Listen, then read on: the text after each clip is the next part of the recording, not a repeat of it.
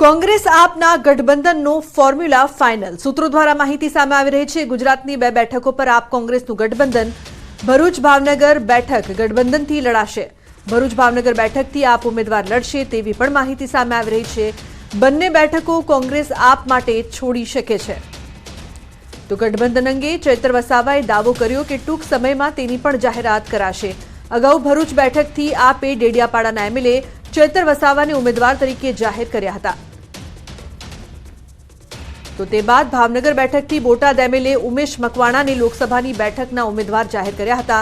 આ ઉપરાંત હરિયાણામાં એક બેઠક આપના ઉમેદવાર લડશે તો ચંદીગઢની બેઠક કોંગ્રેસ લડશે। આ તરફ ભરૂચમાં આમ આદમી પાર્ટીએ સ્વાભિમાન યાત્રાનો પ્રારંભ કર્યો છે। ઝઘડિયાના ગુમાનદેવ મંદિરે દર્શન કરીને ચૈતર વસાવાએ યાત્રાનો પ્રારંભ કર્યો છે।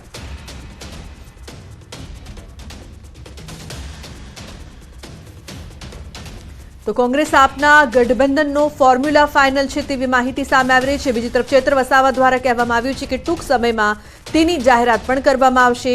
ભરૂચ ભાવનગર બેઠક ગઠબંધનથી લડાશે તેવી પણ માહિતી। ઇન્ડિયા એલાયન્સનું ગઠબંધન છે। રાષ્ટ્રીય કક્ષાના નેતાઓ સીટ શેરિંગને લઈને બેઠકોનો દોર ચાલુ છે। ત્યારે આવનાર દિવસોમાં ભરૂચ લોકસભા પરથી આમ આદમી પાર્ટીના ઉમેદવાર તરીકે મને જ્યારે અમારા રાષ્ટ્રીય અધ્યક્ષે જાહેર કર્યા છે ત્યારે ચોક્કસપણે હું માનું છું ઇન્ડિયા ગઠબંધનમાં ભરૂચ લોકસભા અમને મળશે, અમને સ્વીકારશે અને અમે બધા સાથે રહીને કોંગ્રેસના તમામ સાથી મિત્રો અમે બધા સાથે રહીને આવનાર દિવસોમાં ભાજપને કઈ રીતના પરાસ્ત કરવાનો છે એ દિશામાં અમે કામ કરીશું। તો આ તરફ કોંગ્રેસના સ્વર્ગસ્થ નેતા અહેમદ પટેલના પુત્રી મુમતાઝ પટેલે સૂચક ટ્વીટ કર્યું છે। મુમતાઝ પટેલે ટ્વીટ કર્યું, મારા પિતાએ મને શીખવ્યું છે કે જીતો કે હારો પરંતુ અંત સુધી લડતા રહો। તેમણે ભરૂચ કી બેટી કરીને પણ પોતાને ટાંક્યું છે। સૂત્રોના મતે ભરૂચ ભાવનગર બેઠક પર આપ કોંગ્રેસનું ગઠબંધન છે અને આ બંને બેઠક પર આપના ઉમેદવાર લડશે, જેના કારણે બંને બેઠકોને કોંગ્રેસ આપ માટે છોડી શકે છે। ભરૂચ બેઠક પર કોંગ્રેસ ઉમેદવાર ઉભા ન રાખે તેવી શક્યતા છે। અગાઉ કોંગ્રેસ તરફથી ભરૂચ બેઠક માટે મુમતાઝ પટેલનું નામ ચર્ચાતું હતું। વધુ માહિતી માટે પ્રણવ જોડાયા છે ફોન લાઈન પર। પ્રણવ, જે માહિતી સામે આવી રહી છે અને સૂચક ટ્વીટ મુમતાઝ પટેલનું, શું અપડેટ્સ? લુબના ચોક્કસ માની શકાય જે રીતે ઇન્ડિયા ગઠબંધન સમગ્ર ભારતની અંદર અલગ અલગ જે પાર્ટીઓ છે એકત્ર થઈ છે। ભારતીય જનતા પાર્ટી સામે ઇન્ડિયા ગઠબંધનની શરૂઆત થઈ છે, તેની અંદર આમ આદમી પાર્ટી અને કોંગ્રેસનો મહત્વનો પાર્ટ રહેવાનો છે। ત્યારે ગુજરાતની અંદર જો વાત કરીએ તો ગુજરાતની 26 લોકસભા બેઠકની અંદર હાલ જે જાણકાર સૂત્રો માહિતી આપી રહ્યા છે એ પ્રમાણે કદાચ 2 બેઠકો ઉપર કોંગ્રેસ પાર્ટીએ પોતાની સહમતિ છે તે આપી છે। તેની અંદર ભાવનગરની જે લોકસભા બેઠક છે અને બીજી ભરૂચની લોકસભા બેઠક છે। હાલ સત્તાવાર કોઈ જાહેરાત નથી થઈ પરંતુ સહમતિ સધાઈ છે ભારતીય જનતા પાર્ટી જે માફ કરજો કોંગ્રેસ પાર્ટી અને જે આમ આદમી પાર્ટી બંને વચ્ચે સહમતિ સધાયું તે પ્રકારની હાલ જાણકાર સૂત્રો માહિતી આપી રહ્યા છે। સત્તાવાર કોઈ જાહેરાત નથી થઈ પરંતુ આમ આદમી પાર્ટી પણ પોતાના જે ભાવનગરના ઉમેદવાર છે ઉમેશ મકવાણા, જેઓ હાલ બોટાદના ધારાસભ્ય પણ છે, તેઓની નામ જાહેરાત તેઓએ સત્તાવાર કરી હતી। એ જ રીતે ભરૂચમાંથી જે ડેડિયાપાડાના ધારાસભ્ય છે ચૈતર વસાવા, તેના નામની પણ ક્યાંક ને ક્યાંક એ વાત ચાલી રહી છે। તો બીજી તરફ જ્યારે ભારતીય જનતા પાર્ટી સામે લડવાની વાત થઈ રહી છે ત્યારે આમ આદમી પાર્ટી અને કોંગ્રેસ પાર્ટી એક થઈ રહી છે। તો બીજી તરફ અહેમદ પટેલે કોંગ્રેસ પાર્ટીનો દિગ્ગજ નેતા જે માનવામાં આવ્યું છે કે કોંગ્રેસ પાર્ટીના સર્વોચ્ચ પદ ઉપર તેઓ હર હંમેશા માટે રહ્યા છે। સોનિયા ગાંધીના તેઓ સલાહકાર રહી ચુક્યા છે અહેમદ પટેલ, જે સ્વર્ગસ્થ થઈ ગયા છે। તેના જે પુત્રી છે મુમતાઝ, તેઓએ પણ ક્યાંક ને ક્યાંક દાવો નોંધાવ્યો છે કે તેઓ પણ ભરૂચની ચૂંટણી લડી શકે છે। એટલે ત્યાં ત્રિપક્ષીય જંગ ચોક્કસપણે જોવા મળશે। જી બિલકુલ, આભાર આ સમગ્ર માહિતી બદલ। તો ટેટ અને ટાટની પરીક્ષા પાસ કરેલા ઉમેદવારોએ ગાંધીનગર સચિવાલય પહોંચી ફરી એક વખત વિરોધ પ્રદર્શન કર્યો છે। શિક્ષકોની કાયમી ભરતીની ઉમેદવારોએ માંગ કરી છે। શિક્ષકોની ઘટ હોવા છતાં કાયમી ભરતી ન કરાતા ઉમેદવારો પણ રોષે ભરાયા છે। રજૂઆત અને વિરોધ કરવા આવેલા તમામ ટેટ ટાટ પાસ ઉમેદવારોની અટકાયત કરવામાં આવી છે। ઘટ હોવા છતાં ભરતી નથી કરાઈ તેવું તેઓ કહી રહ્યા છે। મોટી સંખ્યામાં ભરતી આપો। અમે ટેટ ટાટ પાસ ઉમેદવાર છીએ, લાયક ઉમેદવાર છીએ। 6 વર્ષ પછી તમે એક્ઝામ લીધી છે તો અમારી વાત સમજો, અમારી લાગણીને સમજો અને કાયમી શિક્ષકોની ભરતી કરો। સમાચારમાં આગળ વાત અમદાવાદમાં તસ્કરોનો પોલીસને ખુલ્લો પડકાર। મણિનગરમાં જ્વેલર્સમાં 12 લાખની લૂંટ કરીને તસ્કરો ફરાર થયા।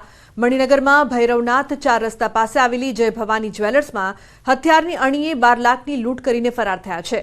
આ સમગ્ર ઘટનાના સીસીટીવી ફૂટેજ પણ સામે આવ્યા. મણિનગર પોલીસે 4 લૂંટારૂ વિરુદ્ધ ફરિયાદ નોંધી વધુ તપાસ હાથ ધરી છે.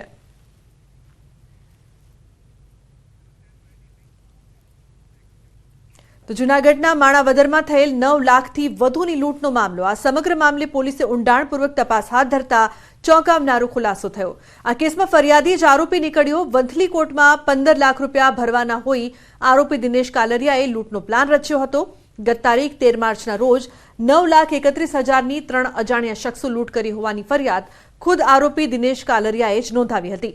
પોલીસે ઊંડાણપૂર્વક તપાસ કરતા રસ્તાના સીસીટીવી ચેક કરતા ફરિયાદીનો ભાંડો ફૂટ્યો હતો. આરોપી દિનેશ કાલરિયા માણાવદર નગરપાલિકાના પૂર્વ પ્રમુખ હતા.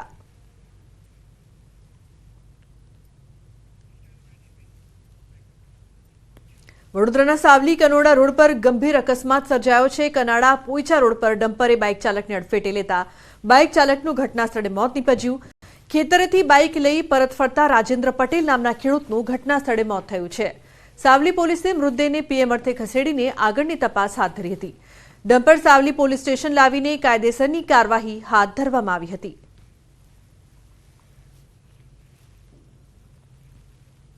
અમદાવાદમાં મહિલાનો સ્ટન્ટ કરતો વિડીયો વાયરલ થયો છે. એરપોર્ટ રોડ પર મહિલાનો એક્ટિવા પર સ્ટન્ટ કરતો વિડીયો સામે આવ્યો છે. મહિલા છૂટા હાથે એક્ટિવા ચલાવી જીવ જોખમાય તેવો સ્ટન્ટ કરતી જોવા મળી હતી. આ પ્રકારના સ્ટન્ટથી અકસ્માત સર્જાવાની શક્યતા વધુ રહે છે.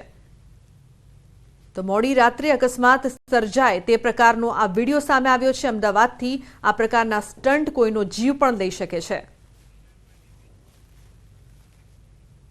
અને મહત્વપૂર્ણ સમાચારની જો વાત કરીએ તો મૌલાના સલમાન અઝહરીના ભડકાઉ ભાષણના કેસ મામલે મૌલાનાના જામીન મંજૂર કરાયા છે. મોડાસા સેશન્સ કોર્ટે મૌલાનાના જામીન મંજૂર કરતા સાબરમતી જેલમાંથી સાંજ સુધીમાં મૌલાના બહાર આવી શકે છે.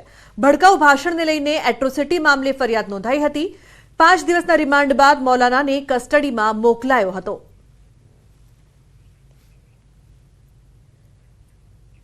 દાહોદમાં નકલી કચેરી કૌભાંડ મામલે વધુ એક પ્રાયોજના વહીવટદારની ધરપકડ કરાઈ છે.